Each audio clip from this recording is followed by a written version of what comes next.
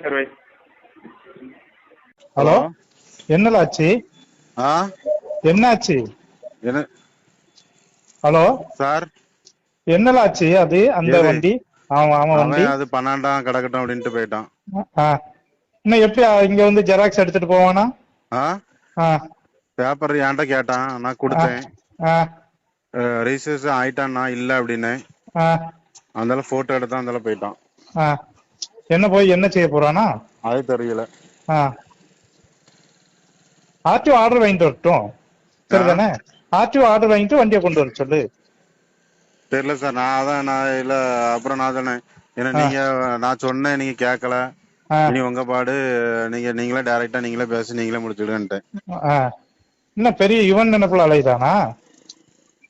இல்ல, எது என்ன பழக்கங்கிறேன்.